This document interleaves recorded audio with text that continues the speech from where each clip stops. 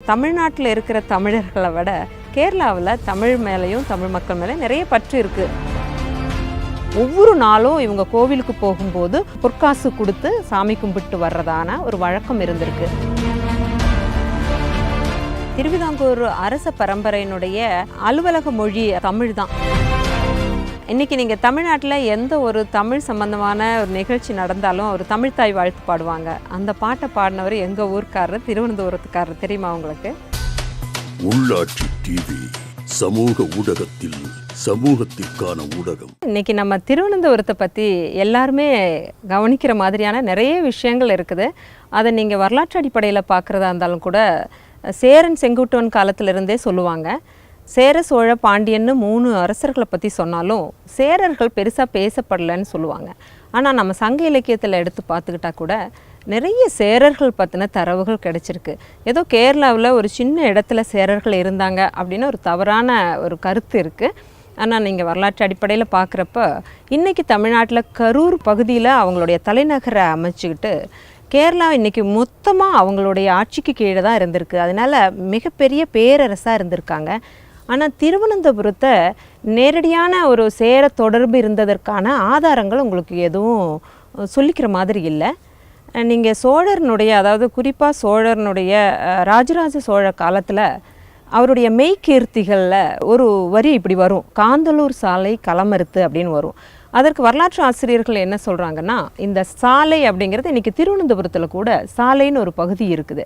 அப்போ இந்த சாலை தான் அன்னைக்கு அவர் தன்னுடைய ஆட்சிக்கு கீழே கொண்டு வந்த ஒரு பகுதியாக இருந்திருக்கும் அப்படின்னு நிறைய சான்றுகளை வச்சு அவங்க நிறுவுறாங்க.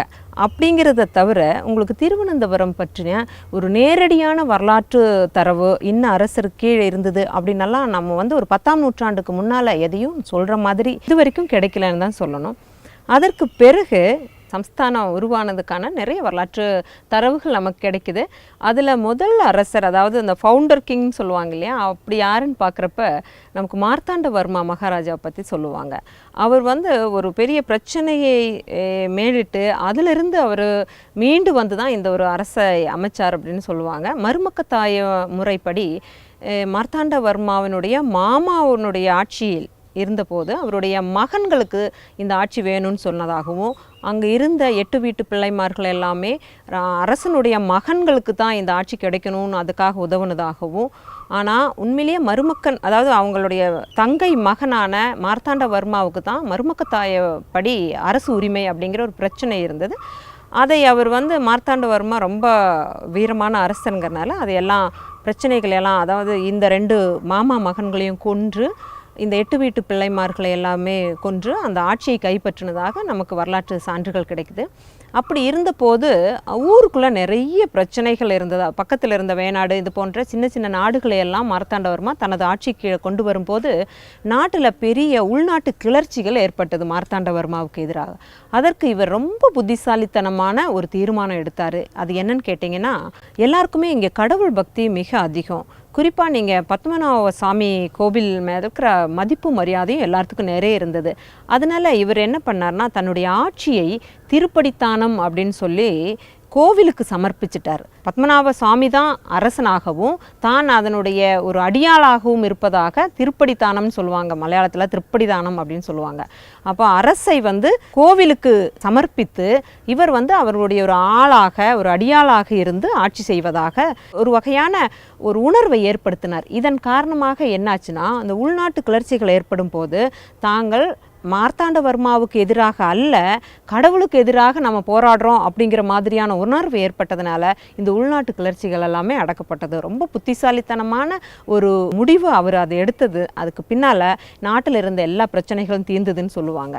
அதற்கு பிறகு நீங்கள் பார்த்தீங்கன்னா, இந்த திருவிதாங்கூர் மகாராஜா பரம்பரை எல்லாமே திருப்படித்தானம் செய்து அவர்கள் எல்லாமே பத்மநாப தாசர்களாக கருதப்பட்டார்கள். அவங்க அதன் அடிப்படையில் தான் ஒவ்வொரு நாளும் இவங்க கோவிலுக்கு போகும்போது பொற்காசு கொடுத்து சாமி கும்பிட்டு வர்றதான ஒரு வழக்கம் இருந்திருக்கு.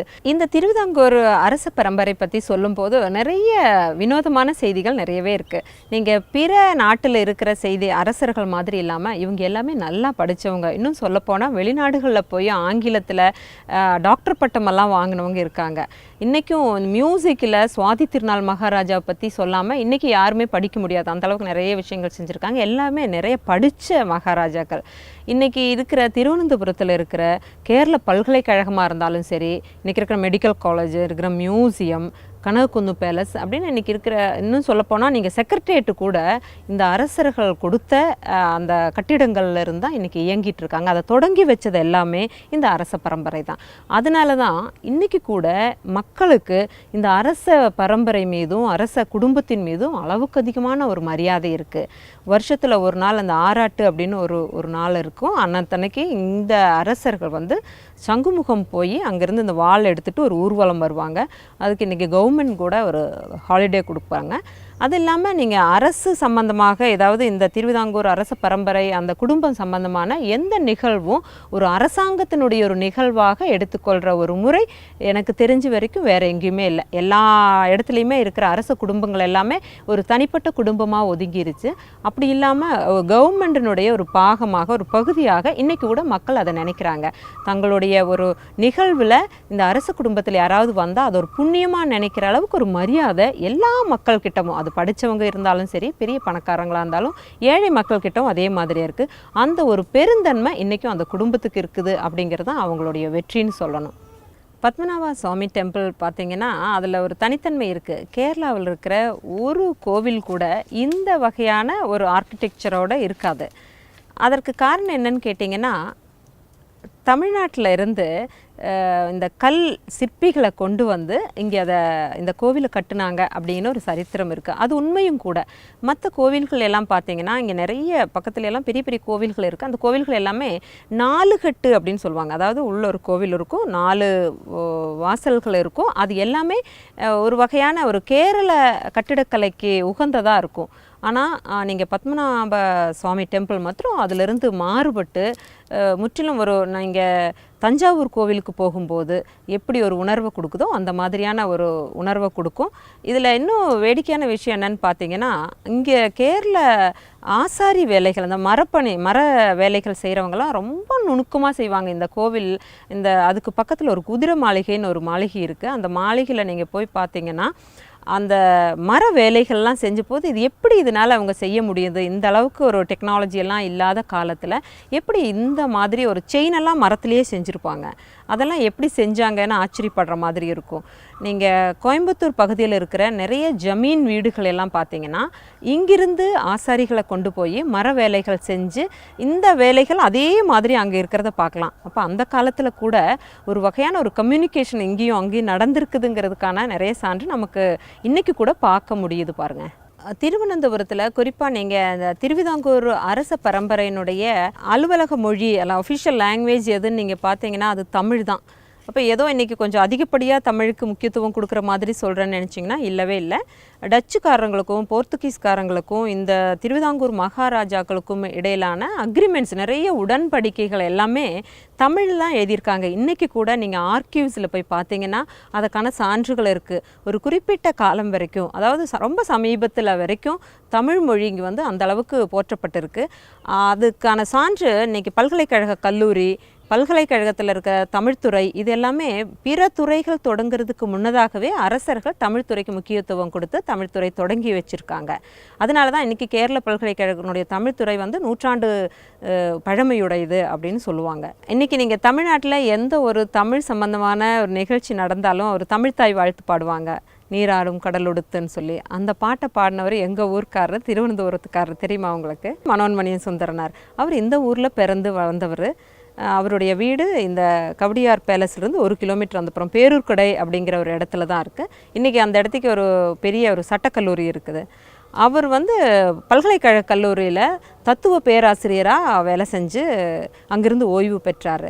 அவர் இங்கே வேலை செய்யும் போது தான் இந்த மனோன்மணியம் அப்படிங்கிற மிக புகழ்பெற்ற அந்த நாடகத்தை எழுதினார். அவருடைய மகனான நடராஜ பிள்ளை வந்து கேரள அரசினுடைய கல்வித்துறை அமைச்சராக இருந்தார். அவருடைய காலத்தில் நிறைய மாற்றங்களை அவர் செஞ்சதுனால தான் இன்றைக்கி கூட அவருடைய நினைவாக நிறைய நிகழ்ச்சிகள் நடக்கிறது உண்டு. எனவே தமிழர்கள் வந்து இங்கே இருக்கிற மக்களுக்கும் சரி, இங்கே இருக்கிற நிறைய விஷயங்களுக்கு வந்து பங்களிப்பை ஏற்படுத்தியிருக்காங்க. அது மட்டும் இல்லாமல் நீங்கள் பார்த்தீங்கன்னா தமிழ்நாட்டில் இருக்கிற தமிழர்களை விட கேரளாவில் தமிழ் மேலேயும் தமிழ் மக்கள் மேலே நிறைய பற்று இருக்குது. இது எப்படி நாங்கள் சொல்கிறோம் அப்படின்னு கேட்டிங்கன்னா, இன்றைக்கி நிறைய சங்கங்கள் இருக்குது. தமிழ் சங்கம், திருவனந்தபுரம் தமிழ் சங்கம் இருக்குது. அதே மாதிரி சைவ பிரகாச சபை அப்படின்னு சொல்லி ஒரு தமிழ் சங்கம் இருக்குது. இவங்க எல்லாம் ஒரு சங்கம் அப்படின்னு பேர் மட்டும் இல்லாமல் நிறைய நிகழ்ச்சிகள் நடத்திட்டுருக்காங்க. தமிழ்நாட்டில் இருந்து பெரிய ஆர்வலர்களையும் நிறைய தமிழ் எழுத்தாளர்களையெல்லாம் கொண்டு வந்து அடிக்கடி நிகழ்ச்சிகள் நடத்துவாங்க. சாதாரண மக்கள் கூட ஆர்வத்தோடு அதில் கலந்துக்கிறாங்க. அதனால் இன்றைக்கி நிறைய பள்ளிக்கூடங்களில் தமிழ் இருக்குது, கல்லூரிகளில், இன்னும் பல்கலைக்கழகங்களில், அப்படி நிறைய தமிழுக்கு முக்கியத்துவம் இந்த திருவனந்தபுரத்தை பொறுத்த இருக்குது. உள்ளாட்சி டிவி சமூக ஊடகத்தில் சமூகத்திற்கான ஊடகம்.